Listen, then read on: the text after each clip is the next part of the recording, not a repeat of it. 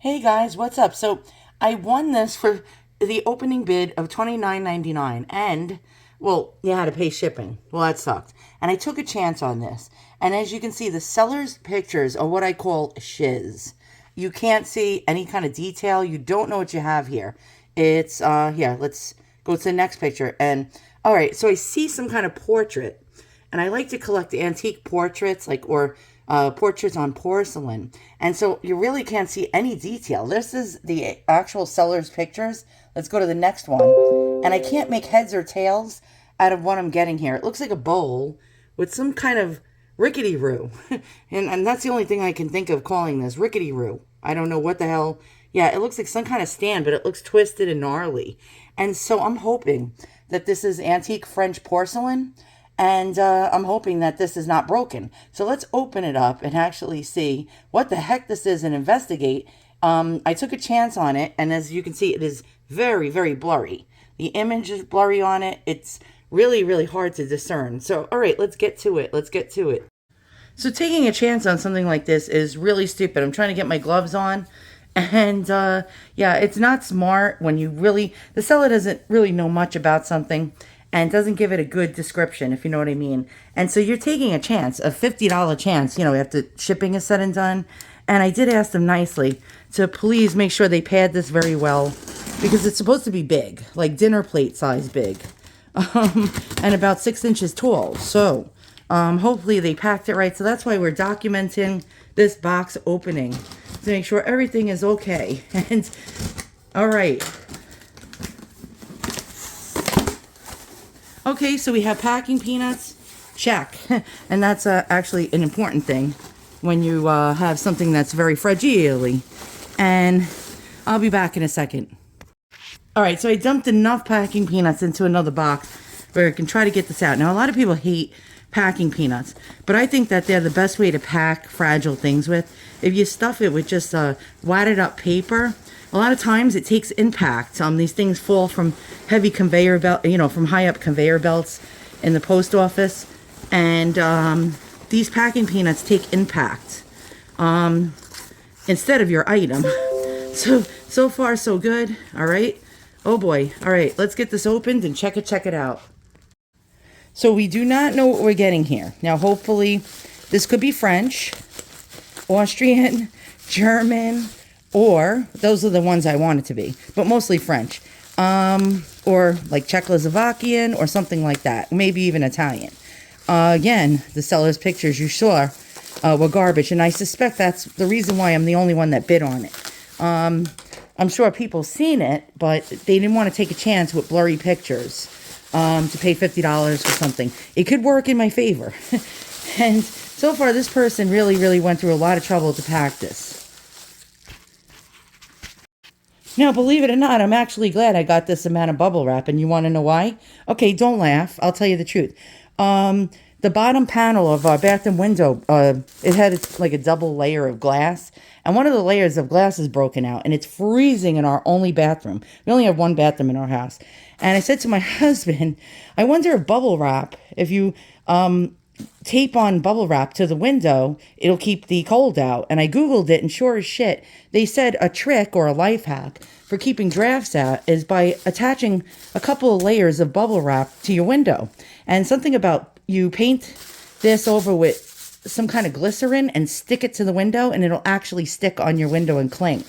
And it'll keep the cold out in the winter. So now I got a couple of pieces of bubble wrap, thankfully. And my husband was like, where are we going to get the bubble wrap from? Well, that solves that. And it might say eBay on it, and it might look a little low rent or ghetto, but who cares, right? It's going to keep you warm this cold winter. And you might be wondering, what the hell kind of house do you live in? Well, I think a couple of years ago, one of my kids had a temper tantrum and smacked the window or something, and it broke. And we never fixed it, because when we got the quote, they basically said you need to replace the whole window. And we don't want to spend hundreds of dollars for a freaking bathroom window. And so we've been freezing the past couple of winters if we ever went to the bathroom or took a shower. So the bubble wrap will actually help us this winter. And you might say, well, instead of buying shit, why don't you fix your bathroom window? I don't know. My priorities are in the wrong place. And so far, we're getting this out of its bubble wrap cocoon. Did I say baboon? Well, it rhymes with bubble wrap cocoon. And, oh wow, okay, hold on. Look, more layers for the window. Oh, and this is a nice, glorious layer. Perfect. Now I have several layers of bubble wrap for the bathroom window. And you can do this at home too. You can insulate your windows. If you live in a very cold place, bubble wrap, baby, bubble wrap. All right, so I'm not going to flip it over yet because I'm nervous. So far, this is antique. This is definitely antique. Look at these legs made out of brass. Although they're tarnished, which is quite, what's the word I'm looking for? Common. There you go, common. For something old, yes, this is really, really old. Now, I don't see any markings on the porcelain. That's not to say that it's not good porcelain. Some porcelain did not have marks on it, or they wore off. Okay, we're going to flip it. You ready? Oh, okay, the moment we've been waiting for. Oh, we're stuck on the hooker glove here. Holy uh-oh.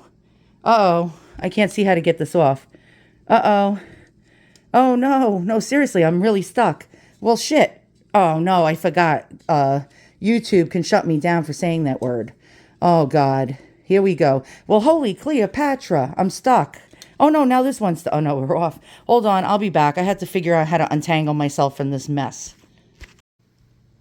Now, I am absolutely, thoroughly impressed. Now, in the picture, laughably, the guy thought it was displayed in this orientation, although it can stay in this orientation. He did not know that this was like a centerpiece bowl. And so what I'm guessing, I'm definitely, now the more I look at it, the more I'm saying and thinking to myself, okay, this is definitely French. Probably from the 1850s to the 1870s. All hand painted. By the way, look at all these pearls. And what do the pearls mean? And let's, I don't know, really study this piece. So we have a goddess in the center, and I believe she is the goddess of wheat or harvest. We have wheat dangling by her side, and I thought it was Venus at first. Venus actually is depicted as being born out of a seashell, because we have these pearls, right? By the way, each and every one of these pearls was hand painted. But the more I look at it, the more I think that this is possibly an oyster plate.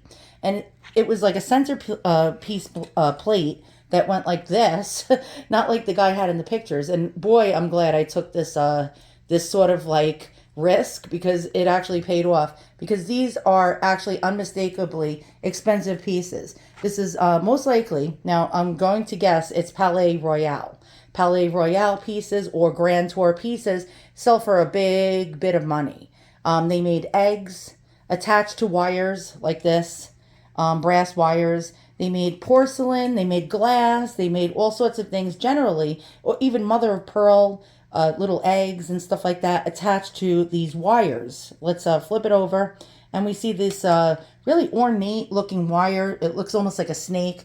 It is patinated, and patina is age. So you know that this was not born yesterday, not made yesterday. Now, a lot of Palais Royal pieces are unmarked, and we do not see a mark here except for an impression of the number 11 right here under the leg where my thumb is. That's generally a mold number or a model design number, and it would also be a size. So they knew exactly what size the item was to add accessories to it, such as wire. You see how it's attached to the plate. Very, very well done. And this piece would have most generally been brought back from somebody going on a grand tour of Europe, which was usually young people's rite of passage around the actually even earlier than the 1800s, but most popularly during Napoleon III's reign from about 1850s to the 1870s. Now, this is unmistakably French and probably Palais Royal or a grand tour souvenir and oyster type of plate. Again, we have the pearls going around it. I'm guessing that this most likely held oysters on a table and was like a centerpiece dish or bowl. And again, we have those gorgeous, gorgeous legs on it. Quite lovely. Let's look at some other pieces of Palais Royal. And it's unmistakably French because of the colors. Now, that's not to say that the Germans did not use this color, or the Austrians or Italians did not use these colors. But generally, these pastel colors are very indicative of being French. We have this pastel pink, we have mauves, and we have this beautiful Celeste blue color, which is generally a French color. Now, there's a porcelain manufacturer by the name of Sèvres, don't know if I'm pronouncing it right, Sevres, that generally made a lot of porcelain pieces with portraits of gods, goddesses, a lot of cupids, a lot of flowers, and a lot of, I'm trying to think, like courting scenes. And it could have been made by the Sèvres Manufacturing Company, or it could have been made by a Parisian porcelain manufacturer.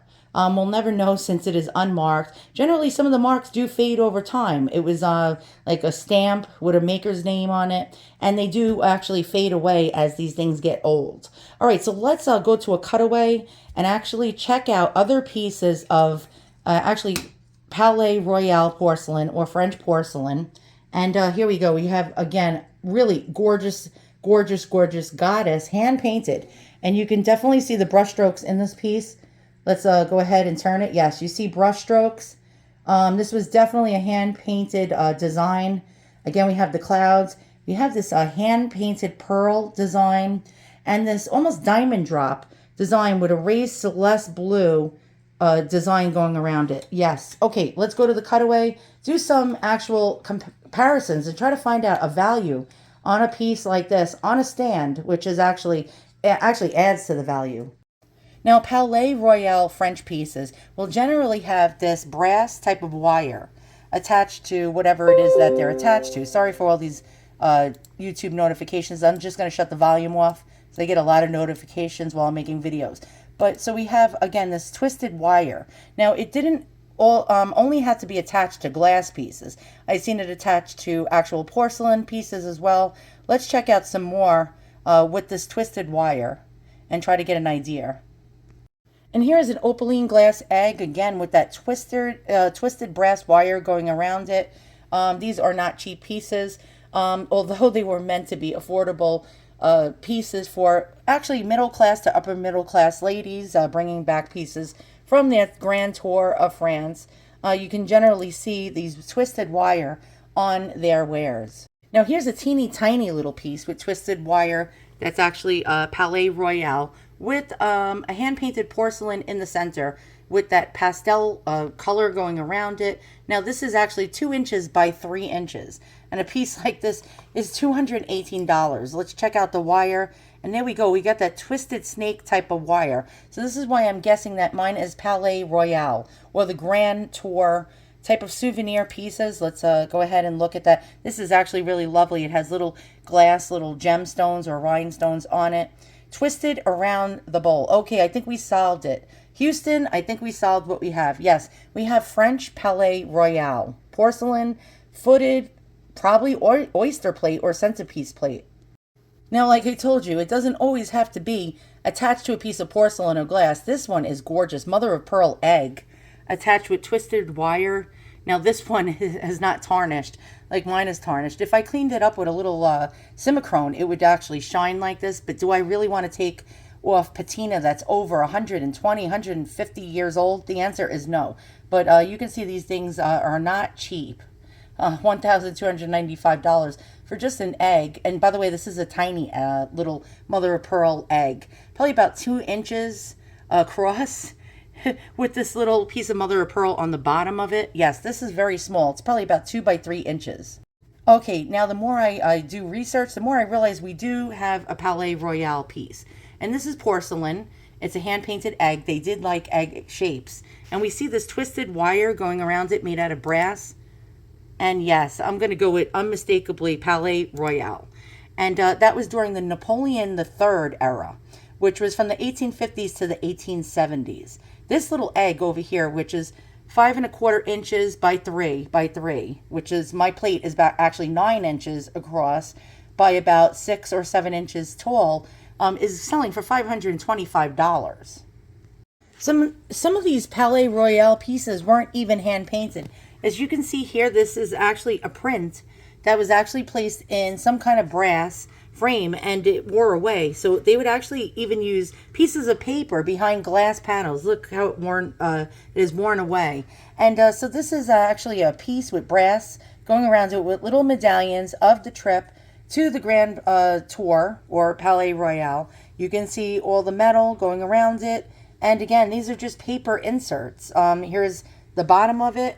Again, with the we have this wire or brass. And here is a picture of the top part of it.